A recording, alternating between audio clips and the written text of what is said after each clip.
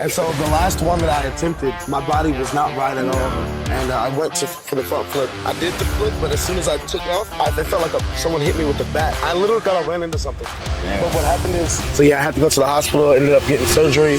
Yo, guys, we've been outside in Miami for about 5 days now, and the experience has been insane and crazy. Just meeting people who are dominating in the fitness space, and we're bringing their story and their words straight directly to you guys. And today, I got my good brother, good family from Atlanta, Georgia, owner of Rich and Fit. I know you guys seen them. They be going crazy. Come on. They got all the top 3, 4, 5, 6, 7 celebrities out there working out. I seen them with DeVito, making DeVito do push-ups. You know, who does that?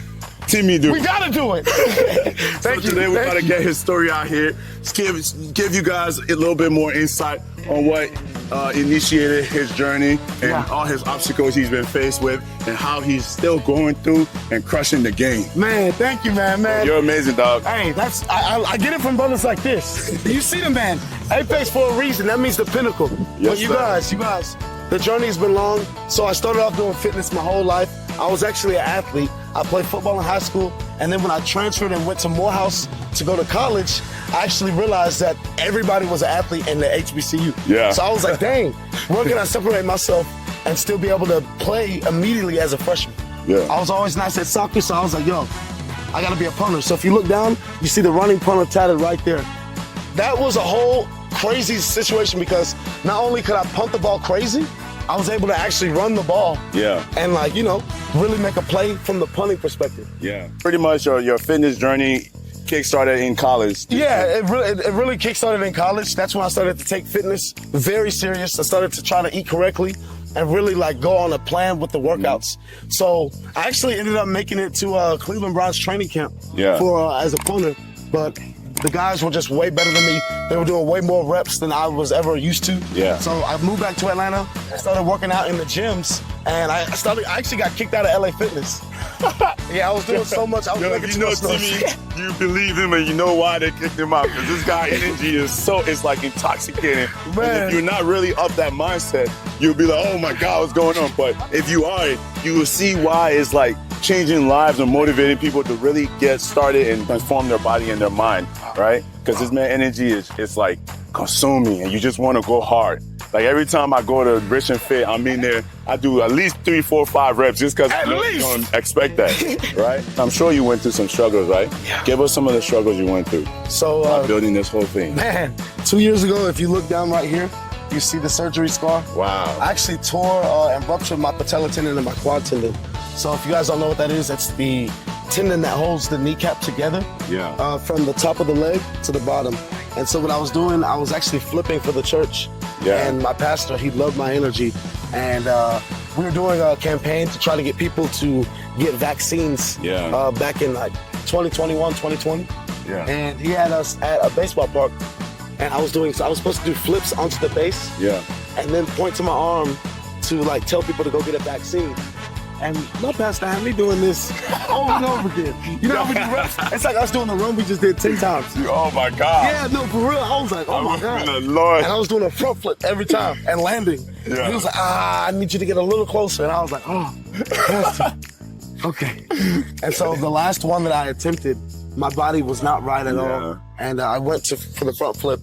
I did the flip, but as soon as I took off, oh, you felt it. it felt like someone hit me with a bat. I literally thought I ran into something. Damn. But what happened is my patella snapped and this part of my leg went over this part. So it was like a separation. Oh my gosh. Yeah, so I bailed out, landed on my back. My leg was just wobbly like this. I couldn't move. And I was like, instantly then I was like, oh my God, something is actually wrong. Man. I started not to be able to breathe. Wow. It was dramatic, but I passed out for a second, woke back up, and I was like, oh nah, my joint is actually done. Yeah. So yeah, I had to go to the hospital, ended up getting surgery. And that whole process of coming back to walking was crazy because I had to really become humble. Like I was so confident before, and I felt like I was unbreakable. You know, I would do flips off of anything. Yeah. I could run into anything. I could run through traffic. And that was the first moment where like, I mean, you just came from running through traffic. yeah, we back at it again. Yeah. But man, now that really taught me how to slow down and actually open up and listen to people, because being handicapped like that, I started to be connecting with more elder people that were handicapped. And before, I was the brother that was honking like, yo, get out the way, what are you doing? Old folks need to be driving. Now I'm over here riding in the same buggy with them in the store. And somebody honking at you. People are honking at me now, you know, so I had to really realize to slow down, and that's actually what got me to start training other people. I never wanted anyone to work out with me before. And whenever someone would ask to work out, I would go as crazy as I could. Like, and people were like, nah, he's crazy, I can't work out with him. You know, so when I injured myself, the same people that I used to go crazy with were like, yo, can I work out with you? And I was like, yeah, I'm not doing really anything lower body with the weight, but of course. And not only did I learn how to properly come back and heal my body, but I brought other people with me that weren't always ready to be, you know, performing at that high level immediately. So now, we're gonna start our squats like this. I'm gonna go nice and slow, and we'll do 100 reps of that for 4 sets. Wow. So not only did I build back stronger and become better, I took others with me, and then it opened up my heart to allow people to start training. And then that's when we filled up Fineo. See, that's crazy. So God has his methods of breaking you down to rebuild you into your higher calling. Come on. And sometimes we might not understand it in the beginning, and we might just think, oh, whoa, why me? But that's exactly why to qualify you to be the one to speak and to bring and uplift other people. When you look back now, would you say you're happy for that experience? I needed that so much. We wouldn't be here today if that hadn't happened. 100%. Crazy. And that's the same thing similar to me. Like, my military career was ended due to a injury just like that. What started you thinking, oh, I want my own gym? Nah, so I just really wanted to work out at first. This was back in like 2015, 2016, really 2016, 2017. And I had to go to other gyms in Atlanta to try to like really start seeing how I could like work out with my shirt off, make the noise I made. So I found a gym called Effect Fitness, and I still wasn't making money like that. So I had a camera though at the time, and I was like, yo, he'd already tried to get me to come up there to do content. So I was like, shoot, let me go up there and I could see if I can exchange content just to work out. And so that's what started me doing fitness content in the gym. And then of course, fast forward, and just moving on throughout life, I actually was never able to train there. Or like, I wanted to train and like get clientele and really start to like do like boot camps and stuff. But they wanted me to focus on the camera. So eventually I was able to grow after being there for a few years. I ended up going on to Fineo, and that's when I started to be able to train. You know, but what's crazy is we filled up Fineo too fast. Shout out to DJ too, man. Shout out to DJ. Shout out to DJ. But not like, when the first time I met this guy was at one of his boot camp. That stuff was insane. And then, yes, it was. It was at Fineo. Yeah, at Fineo. That's crazy. We were airport. People was doing backflips. I learned how to shaku. I mean, what? I was in there like this. Nah, this man be moving calories at that boot camp. So it's just watching their growth, and then, you know, like literally. So what led you guys to wanting to open up your own space? So we realized after being able to, we had so many people at Fineo. We were taking up too much space there, so we realized we had to move on to a different gym. So we found another gym, and that gym ended up shutting down. But even as it was shutting down, we were making so much noise in that gym, we literally just had to leave. So all of the people that I was training with, they were like 6, 7, 8-figure earners. They were with me while we were getting kicked out of different gyms. We went to Lifetime, and literally we lasted at Lifetime for like 1 month. Literally, they were like, yeah, you're banned from Lifetime. Just too much energy. You need to go somewhere else. I was like, God. See, look, this is the perfect thing where it's like, you need to find a space that can deal and let you grow and push out your full potential. So give us a little bit of how you guys, well, first, the name Rich and Fit comes from man. All the rich people you've been training. I mean, when you think about it, first, we had a crazy creative group, and we were trying to figure out a name for like our whole circle that we had. We called ourselves a circle. And if you know about like all the entrepreneurs out there, we were actually close with the circle of CEOs, Nehemiah Davis, Mr. 2 Weeks Out, Jason Lobdell. He owns The Loft. And then you got Him 500, you got Alex Good Energy. All those folks were the circle of CEOs. So I was trying to create something like the circle of fitness for our group, but it just wasn't hidden. And one day I tried to make a group text of all of us. There was like 30 of us together in a group text. And my boy Ryan Catchings from Hardly Initiated, shout out to Hardly Initiated. He was like, bruh, we're not a circle of fitness, we rich and fit. Immediately, once I heard that, I was like, oh shit, nigga. That's it. We rich and fit, that's it. That's it. I changed the group name immediately, and ever since then, we branded.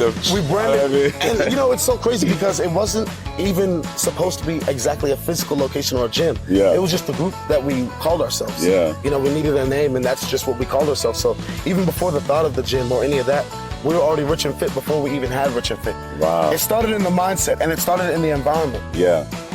Apex is already rich and fit. Yep. He's at the apex though. Yeah. Which is his own level and his own, that's the top, that's the pinnacle. Yeah. You know, so really, guys, my advice to you is to either find that space or create that space or both, and believe that no one does it like you do. Yeah. Because everyone is different, we're all unique, 100%. and we all have a great gift.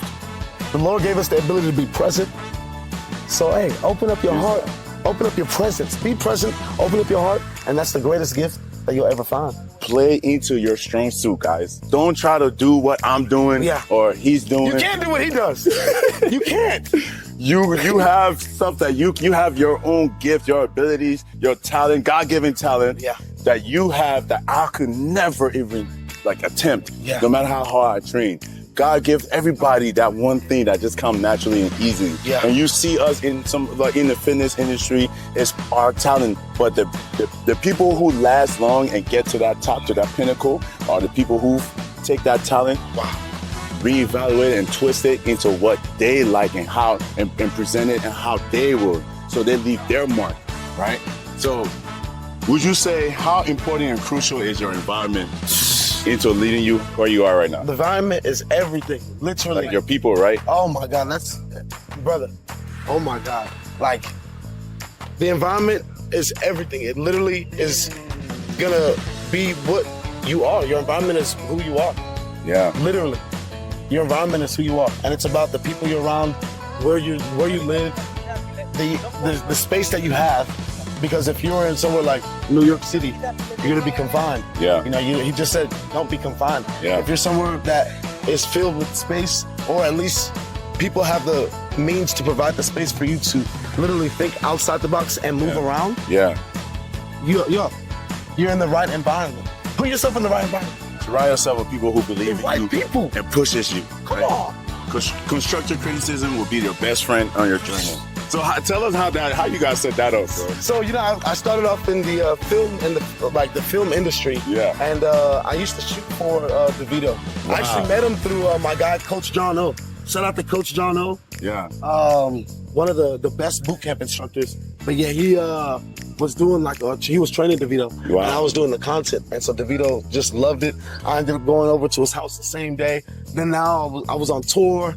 And I just connected with him like that. Yeah. But then he saw we had Rich and Fit in the gym, and he was like, oh, snap. Like, yo, I gotta come to Rich and Fit. Yeah. Like, I'm Rich and Fit. That's what he said. He was funny too. See? And so, yeah. The energy, man, the energy. Guys, what you should take away from that is push your authentic energy out. It might seem a little bit bad in the beginning because your current friends that don't understand are gonna start being pushed away. Yeah. But the great thing about energy, right, is reciprocated, right? If you push it out, it's gonna come back. So, last question before I know you gotta go catch your flight. Oh yeah, right now I'm going on the flight. What would you say to the younger person that looks like it's in your shoes when you were a kid to lead you here? What advice do you have to the younger generation? Never let a weak-minded soul tell you anything. Never let a weak-minded soul sell you shit. Get that shit up. You gotta get rich and fit. There you go. Yo, guys, shout out to my brother Timmy, man. If you're ever in Atlanta and you want to just the most craziest experience, right? Go to Rich and Fit. Come on. Because what's the motto? Hey, this is where the rich get richer and the fit get fitter. There you go. Literally, if you're rich and fit, but not really, it starts in the mind. You're already there. But let's come see that. See that. Come get verified. Come on! With that being said, follow my brother on Instagram and all his social media platforms. ARRIAGORO. ARRIAGORO. Ario Goro. And follow Rich and Fit Club. It's that season.